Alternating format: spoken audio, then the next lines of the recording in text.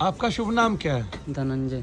धनंजय, कहाँ से आए हो बेटा? मैं यूपी यूपी में कहाँ से? मऊ जिले से। मऊ जिले से। कब से बीमार थे? मैं फर्स्ट लॉकडाउन से बीमार था। फर्स्ट लॉकडाउन से। लॉकडाउन से। तो आपको ये समस्या जो आई ये फर्स्ट लॉकडाउन में ही आई? जी। क्या होता था आपको? पूरा मेरे शरीर में दर्द रहता था। हाँ ऐसा गुस्सापन आता था। हाँ और मेरा बोलने का टोन अलग था। हाँ। गुमसुदार आता था। एकांतपंत में रहना मुझे पसंद हाँ। था। एकांत अच्छा लगता था? हाँ, एकांत में।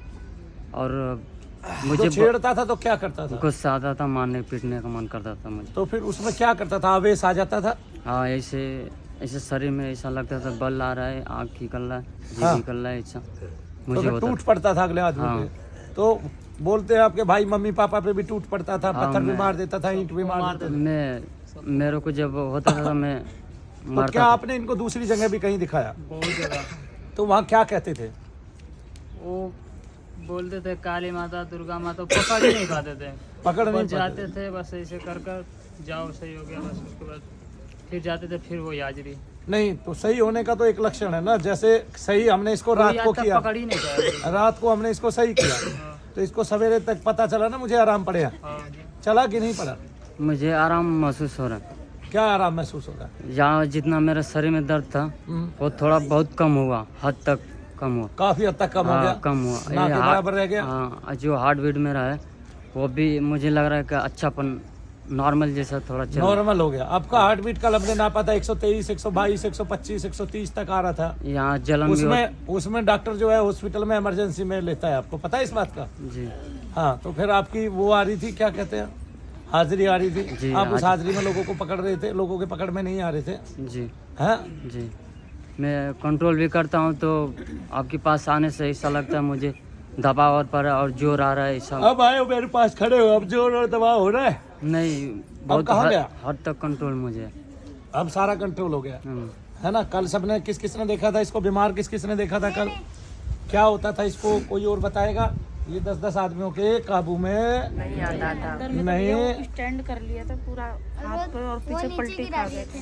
कहाँ पे? अंदर जब गए थे हम लोग जब जाप करवाने के लिए गए थे। तो ये भी गया था? हाँ, तो इसने क्या किया था? एक आदमी के ऊपर ही छलांग मार गया था। अच्छा, एक आदमी के ऊपर छलांग मार गया था। और कल ये उठा दिया था गौतम के साथ, 4 आदमियों के साथ उठा के पटक दिया था।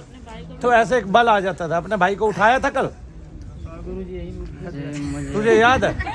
मुझे पता नहीं कि ऐसा हो जाता तो मुझे लगता है समझ नहीं आता। अब तो हो नहीं रहा। अब क्यों नहीं हो रहा? कल तेरा रुक नहीं रहा था, आज हो नहीं रहा। आपका प्रेस चैलेंज कर रहा था कि भाई तू मुझे मार के दिखा, ये करके दिखा, वो करके दिखा। ठीक है ना? जी। अब कहाँ गया? बहरहाल ये विषय नहीं है। विषय ये है कि जड़ गहरी है। ये तंत्र है, ये सामान्य तंत्र होता नहीं है। इसमें देवता को तांत्रिक भेजता है, देवता के साथ प्रेत चलते हैं और आपके पितरों को इसमें बांध दिया जाता है। आपका एक तरह से मारण किया जाता है। ये मारण इसने देखा। एक बार ये लड़का हॉस्पिटल में गया था, वहाँ इसने देखा एक आग का गोला आया इसकी तरफ। आते आते वो छोटा हो गया और फिर इसके हृदय में समा गया। एक बार इसने अपने घर पे देखा। घर पे क्या देखा? घर पे ये देखा। क्या देखा घर पे? घर पे मैं नहीं देखा। घर पे ये देखा कि आपके शरीर में कोई चीज प्रविष्ट हो गई।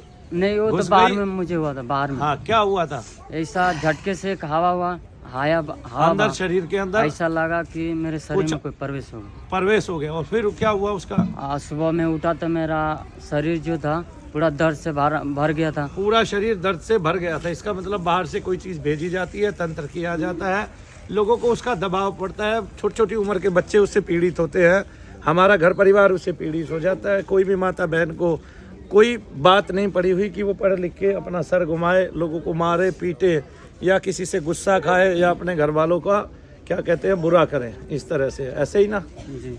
हाँ हाँ। तो ऐसा कुछ भी नहीं। तो अब इसका तात्पर्य क्या है? इसका तात्पर्य यह है कि हर व्यक्ति को इतना ही समय दिया जाए, और जब उतना समय नहीं दिया जाएगा तो यही चीज़ें यज्ञ के माध्यम से निकाली जाएंगी। लेकिन चूंकि ये पीड़ित था बहुत लंबे समय से, इसका समय भी आ गया था, तो प्रभु ने इसकी कृपा सुनी, भगवान शनिदेव महाराज ने, और इसको फ्री कर दिया। अब तो खेलने का, रोने का, दौड़ने का कुछ भी मन नहीं हो रहा। अभी नहीं हो रहा। बोलिए शनिदेव महाराज की। तो इसी तरह से मैं पाकिस्तान का एक टीवी चैनल देखता था।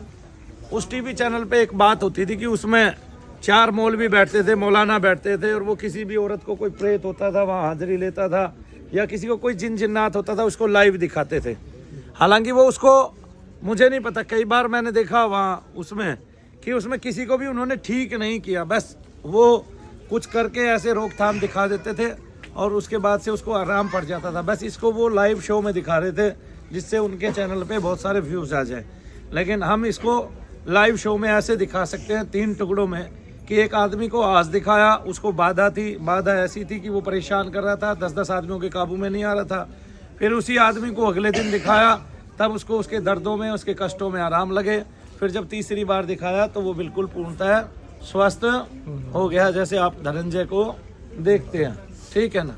एक बहन और हमारे बीच में बैठी है, उसके माँ बाप ने तो, सास ससुर ने तो 25-25 हज़ार रुपये का एक बार की सामग्री का हवन लगाया और 1 लाख रुपए उसको दिए, क्या कहते हैं, करने वाले को। और अंत में उसने ये कह दिया कि भाई ये ठीक है, अपने आप से कर रही है, हमारी तरफ से इसकी सारी चीज़ें चली गई। लेकिन जिसकी शरीर स्वस्थ हो गया, शरीर के भार कम हो गए, उसको फिर आराम भी पड़ने चाहिए ही चाहिए। जैसे धनंजय को कल चीज़ थी, और जैसे जैसे गौतम भैया बताते रहे कि अब ये बंद हो गई, ये हो गया, वो हो गया, अब ये ख़त्म हो गई, तब हमने उसका वर्चस्व पाया। ऐसे ही इसने सभी केसों में बताया जो हम दिवाली के बाद से कर रहे हैं, और सबको आराम पड़ रहे हैं।